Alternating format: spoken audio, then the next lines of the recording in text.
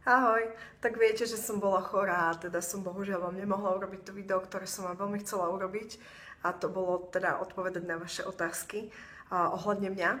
Takže bohužiaľ trošku s meškaním, pretože vravím, ja som nemala hlas, alebo teda mala hlas, ale hrozný. Myslím si, že ešte je to asi na ňom stále počuť na mojom hlase.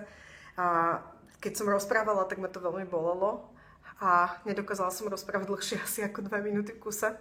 Takže preto to meškanie, ja som sa na vás nevykašľala, samozrejme nezabudla som na vás, ale musela som sa dať dokopy trošku. Takže ahojte, vítajte pri mojom videu, tentokrát to bude také trošku osobné video a chcela by som zodpovedať na všetky tie otázky, ktoré dostávam od vás a aby som to nemusela potom znova dokola každému písať. Takže sú to otázky od vás a týkajú sa mňa. Poďme na to, ospravedlňujem sa ešte raz za tento môj hlas a dúfam, že to sa bude dať so mnou vydržať. Mám tu čaj, keby náhodou, hej, takže keď si budem popíjať, tak to je preto.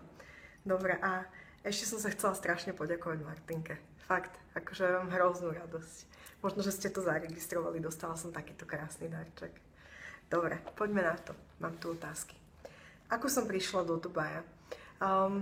Prišla som do Dubaja v roku, úplne na konci roka 2003 to bolo a lietadlom. Ja viem, hlúpa odpoveď. Prečo som sem akože prišla? No ja som nikdy neplánovala žiť v zahraničí a pardon, som sa nehala zase uniesť.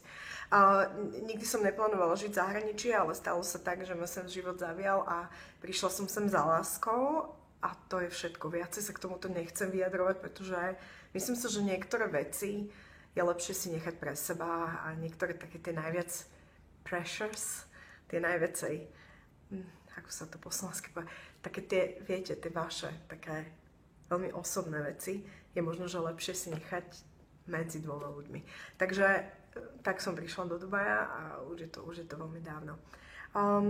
Život v Dubaji, to si myslím, že k tomu sa nebudem viacej vyjadrovať, pretože už som o tom hovorila v tom predchádzajúcom videu o Dubaji. A život v Dubaji je skvelý a život v Dubaji milujem, samozrejme má to svoje negatíva, ale je pre mňa viacej pohodový ako na Slovensku a myslím si, že už som si aj dosť zvykla na to, síce mi chýbali 4-ročné obdobia na začiatku, aj to, teda niekedy mi to stále chýba, hlavne počas Vianoc v zime, ale už som si tak, minulo som si tak uvedomila, že som si hodne zvykla na to, že je teplo a že keby som sa odtiaľto niekam sťahovala, tak by som asi chcela ísť do nejakej krajiny, kde je teplo. Takže k Dubaju už viacej hovoriť nebudem, pretože tamto video bolo dosť dlhé. Či sa chcem vrátiť na Slovensko? Úprimne nie. Ja mám rada Slovensko, ale trošku mi prekáža tá mentalita ľudí na Slovensku a niektoré také tie byrokratické všelijaké veci a takéto. Nechcem, aby to video bolo negatívne, takže nebudem toto rozvíjať, ale či sa chcem vrátiť na Slovensko, tak nie. Ale veľmi rada sa tam vraciam 2-krát do roka na dovolenku a vždy si to najviac užijem a veľmi mi Slovensko chýba a chýbajú mi moji kamaráti a moja rodina a les a všetko toto. No. Akí sú ľudia v Dubaji, to som hovorila. Aký ma vnímajú chlapi v Dubaji, to som tiež hovorila v tom videu predtým. Dobre, Paťka sa ma pýta, že či som spokojná, to je zvláštna otázka, či som spokojná so svojím menom a aké meno sa mi páči. No, akože, či som spokojná so svojím menom. Asi áno, ako to už som ja mám 33 rokov, už budem za chvíľku 34 rokov a už si neviem predstaviť, že som sa volala nejak ináč a myslím si, že mi to meno sedí. Niekedy mám pocit, keď ma ľudia volajú, že Eva, ako keby boli na mňa nahnevaní. Takže je to iné samozrejme s cudzými ľuďmi, ja sa vždy predstavujem ako Eva, ale také kamaráti, keď mi povedia Evka, tak som radšej, ako keď mi povedia, že Eva, ale myslím si, že to meno je fajn. No. A aké meno sa mi páči? Mne sa strašne páči meno Simona napríklad, alebo Klaudia, alebo takéto. Najhoršie obdobie v mojom živote. No najhoršie obdobie v mojom živote... Akože tých zlých období bolo viac, to má asi každý, ale asi hádam bolo najhoršie, keď prepukla inzulínová rezistencia, a kým sa teda zistilo vlastne, že čo to je, pretože to boli také chvíle, keď človek začne pochybovať sám o sebe, že vlastne sa vám všetko zrúti ako taký domček a napriek tomu, že teda ja som priberala napriek tomu, že som veľmi veľa cvičila, že som veľmi dietovala a všetko a proste pleť išla do kavu, to som chcela povedať niečo zle, škaredé, pleť sa mi zhoršila a vlasy mi padali a mala som veľké depresie asi rok a pol. No, to bolo asi také najhoršie, pretože keďže dlho to trvalo, keď mi vôbec niekto stanovil tú diagnózu, tak to bolo také, že naozaj začala som obviňovať sama seba a dnes viem, že to nebola moja vina, ale vtedy to bolo také akože asi zlé, ale takých zlých období v živote bolo viacej, ale myslím si, že viacej je tých pekných a ja som človek veľmi optimistický a každá taká zlá chvíľka musí prísť, proste každému taká zlá chvíľka musí prísť, pretože keby nebolo zlé, nevedeli by sme si vážiť možno, že je to dobré. A ja som sa naučila a stále sa učím samozrejme, ale naučila som sa vnímať to, aj to negatívne, ako je to iba fáza. Ja som kedysi to brala tak akože strašne tragicky, keď niečo bolo, ale dnes sa pozerám na zlé obdobia tak, že proste prejdú. A vždy príde nové. A vždy príde ďalšie. A život je v takých cykloch a myslím si, že asi tak. Dobre, otázka. Aké zvieratka by som chcela? No, Natálka sa ma pýta. Ahoj Natálka. Pýta sa ma, že aké zvieratka by som chcela a top 3 zvieratka a odpoveď všetky, že nie je odpoveď, mi povedala. No, tak to vám poviem. Ja som momentálne hodne vyťažená a vstávam ráno 6:30 a deň sa mi niekedy končí aj o 10:00 večer, takže ja si neviem popravde predstaviť nejaké zvieratko a zároveň si myslím, že Dubaj nie je celkom hodný pre psíkov a pre také zvieratka. Takže tým, že je to teplo a není moc tu ani kde venčiť tých psíkov a toto, takže momentálne by som nechcela žiadne zvieratko. Možno, že keď niekedy budem trošku mať voľnejšie a budem bývať v dome, tak určite psíka. Top 3 zvieratka. Ja som natoľko takto nad tým nikdy nerozmýšľala, takže asi ťa sklamem, ja nemám top 3 zvieratka. Mám rada všetky zvieratka, ale... No, všetky. Mám rada zvieratka, tak. Ale tak samozrejme mám mláďatka a také fluffy, chlpaté zvieratka. Mám rada somarikov a mám rada psíkov, všetko to ma zaskočilo, táto otázka. Ideme ďalej. Či sa bojím tehotenstva, pôrodu a bolesti? Nie, nebojím. Toho tehotenstva som sa istý čas bála, ale myslím si, že už som dospela k tomu, že proste je to súčasť života a nebojím sa toho. Pôrodu a bolesti sa nebojím vôbec. Ja mám hodne vysoký prach bolesti. Predpokladám, že ma to asi určite zaskočí, že to, čo očakávam, aké to bude, tak to určite bude úplne iné a bude to 1000-krát horšie, ale ja sa toho nebojím, akože ja toto nemám problém. Danka sa ma pýta, či by som sa chcela vrátiť na Slovensku, tam som už odpovedala, že nie. Ďalšie. Akú mám školu? Mám obchodnú akadémiu na Slovensku a potom teda mám American Council on Exercise a vlastne to mám trénerskú školu a mám ďalšie nejaké potom kurzy výživy a takýchto vecí. Takže to je zatiaľ a mám v pláne ešte viac a ja sa stále chcem vzdelávať a stále sa chcem učiť a proste momentálne práve rozmýšľam o tom, kam sa pohnúť ďalej a akú školu si ďalej vybrať alebo ktorým smerom sa vybrať. Určite by som chcela trošku viacej študovať nutrition ešte, výživu, ale možno, že aj niečo také viacej ako motivational speaking alebo ako sa to povie, life coach alebo niečo také, ale to sú zatiaľ moje sny. Dobre, práca. No, ja som fitness trénerka.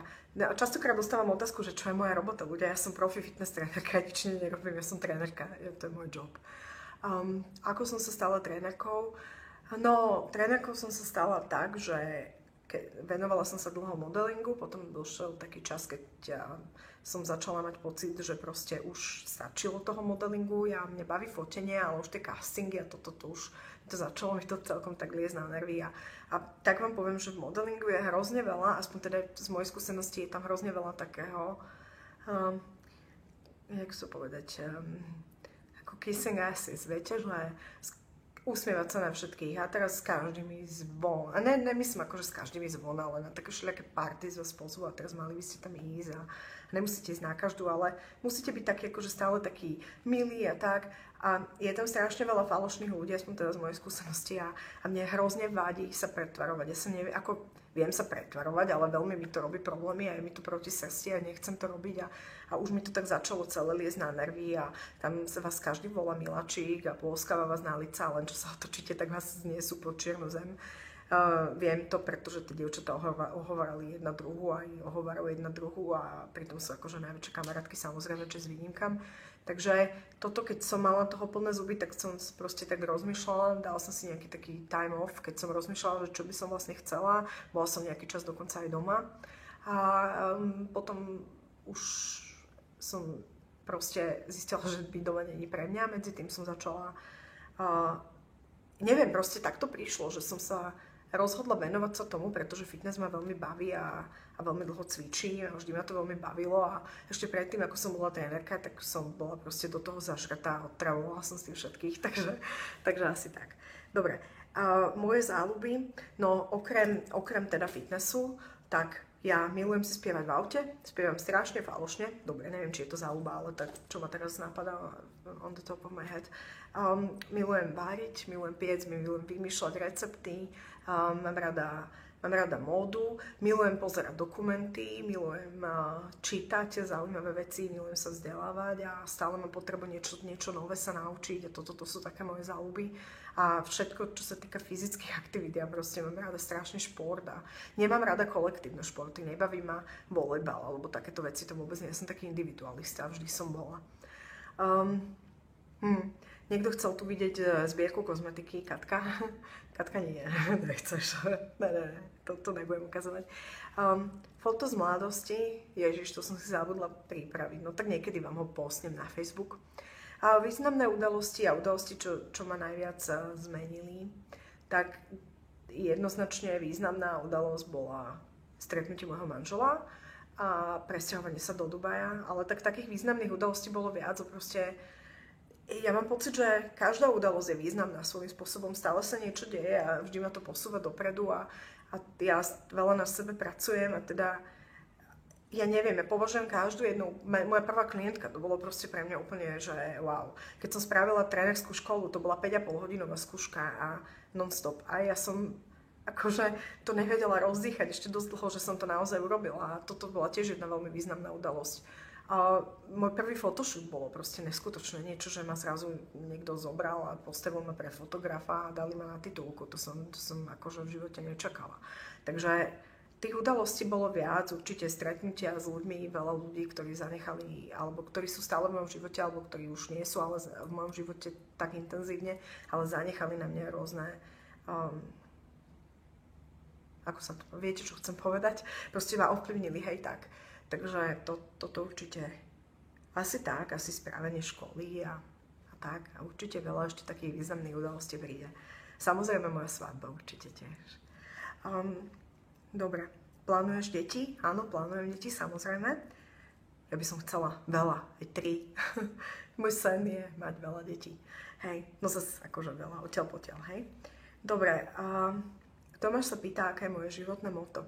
Ja nemám jedno také životné motto, ale je viacej takých vecí, ktoré ma motivujú, ktoré ma akože nejako v živote ovplyvnili. Jedným z nich, ktoré ma tak nápada najviac, je teraz, v tejto chvíli. Ale to neznamená, že mám iba toto, ale proste toto ma teraz momentálne rovno napadlo a to je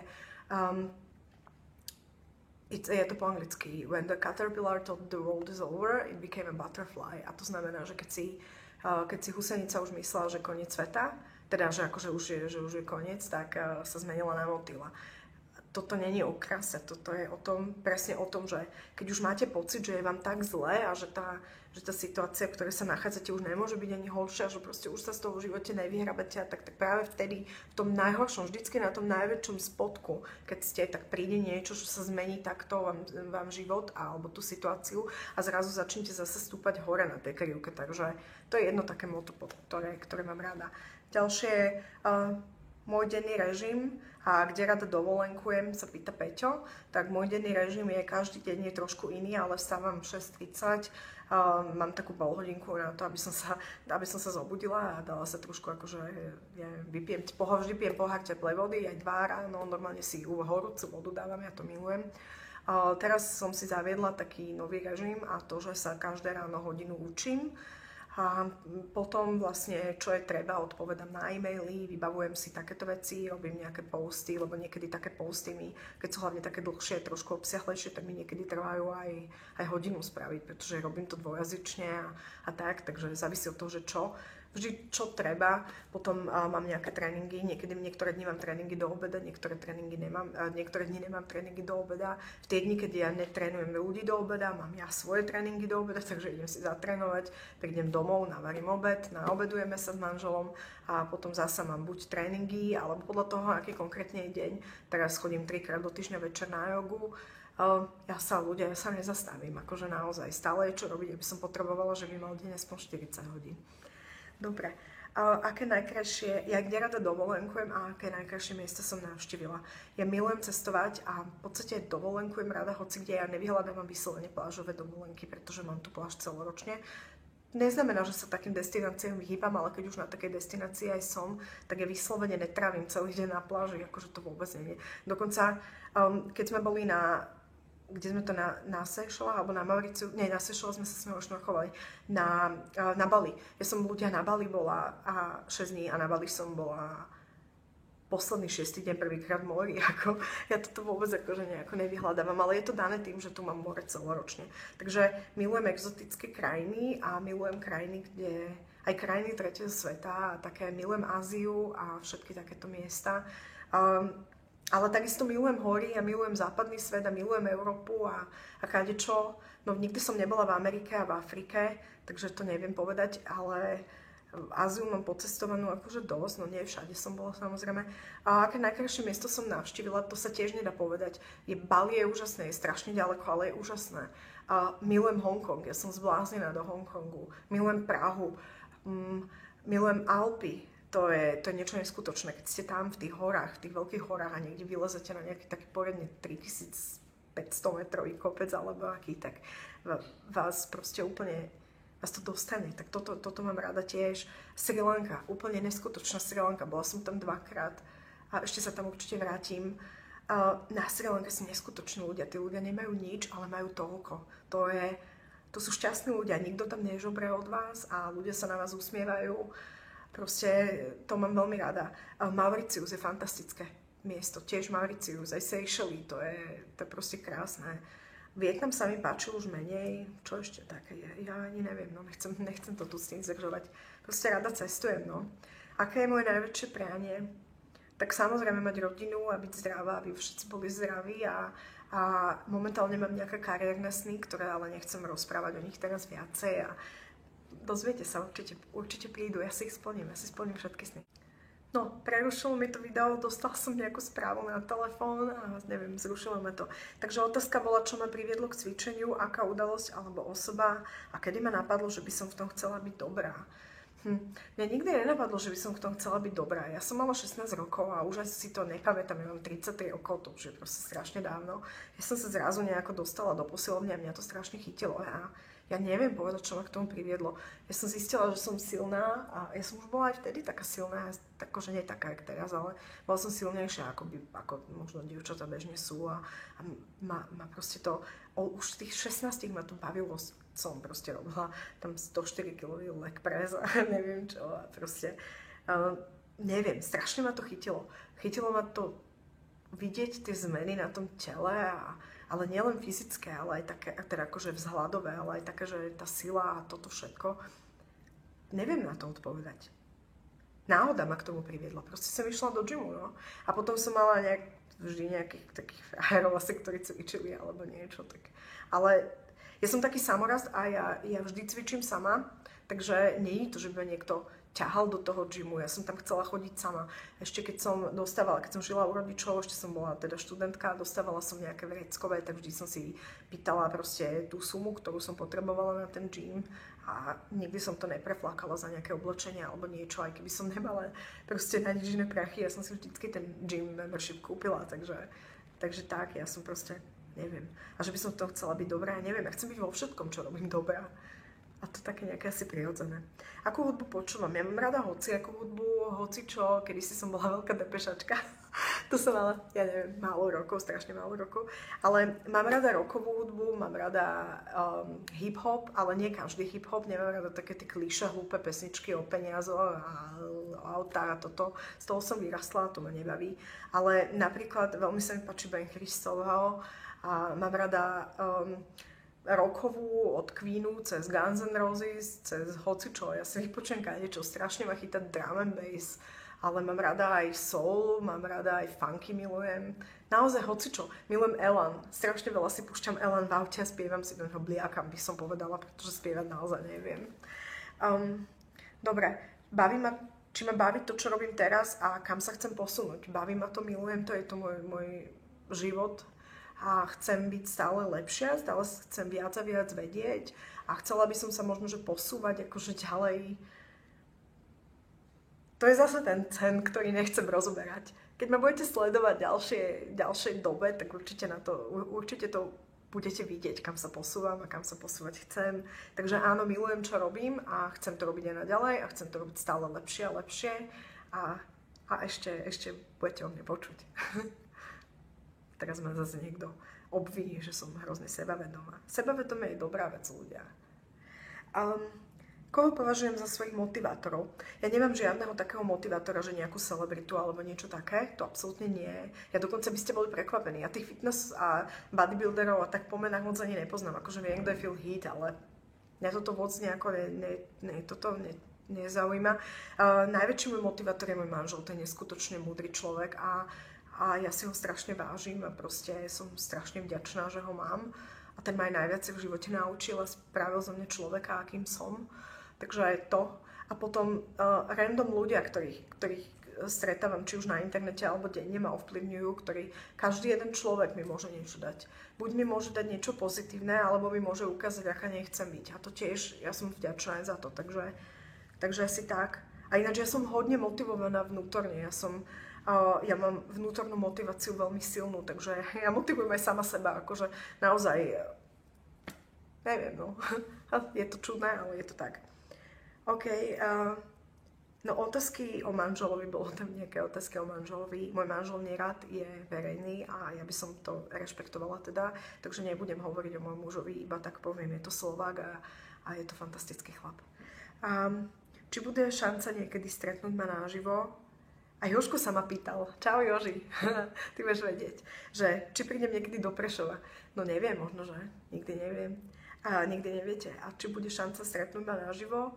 Možno, že niekedy v budúcnosti by som spravila nejaké workshopy alebo niečo takéto na Slovensku. Takže možno, že aj áno. Zatiaľ na to neprišlo, ale keďže taká otázka sa stále viac a viac vyskytuje, tak možno, že je aj čas o tom porozmýšľať. To sú všetky otázky. Ježiš, ja som to tak pekne všetko stihla. Dobre, takže ešte raz, je mi ľúto, že to takto dlho meškalo. Určite počujete aj na mojom hlase, že ešte nie som teda úplne zdravá, ale dúfam, že to stalo za to si na to počkať a že sa vám to video páčilo, aj keď teda pre mňa je trošku také, akože, že sa niekto vôbec tak zaujíma o mňa, ale dobre, no, ste zlatí. Ďakujem vám veľmi pekne. Budú určite videá aj ďalej, ja som časové veľmi, veľmi vyťažená a už som to tu aj vravela. Neustále sa ma na to ľudia pýtajú, že kedy budú ďalšie. Ja vám videá robím veľmi rada, ale nemôžem, bohužiaľ, nie každý deň je vhodný na to, aby som ich robila, pretože niektoré dni ja som naozaj není doma celý deň, takže asi tak. Idem to rýchlo zostrihať a idem vám to nahrať, aby ste to teda mali snad zajtra. Ďakujem vám veľmi pekne, že ste takí zlatí a že ma podporujete a že ste si na to video počkali a za všetky tie vaše krásne maily, ktoré mi posielate. A veľa ľudí sa so mnou delí o vaše životy a toto a ja si to strašne moc veľmi vážim. Keď budete takí zlatí, tak môžete mi dať palce hore, aby som vedela, že sa vám to video páčilo. Zdá sa mi, že mi trošku utichá vaša response, vaše odpovede na moje videá. Takže keď by ste mi mohli aspoň dať palce hore, keď sa vám to páčilo, aby som vedela, aby som nemala pocit, že ste videá robím pre seba, lebo dostávam otázky, kedy bude ďalšie video, ale potom je na ňom ticho, takže ja som rada, keď tá komunikácia je obojstranná, keď to nie je iba, že ja vám niečo dám a akože postujem a vy to ako, vy si to pozriete, ale nič. No dobre, asi to je tak asi všetko, tak majte sa pekne, pekný deň vám ešte prajem a vidíme sa pri ďalšom videu. Čaute.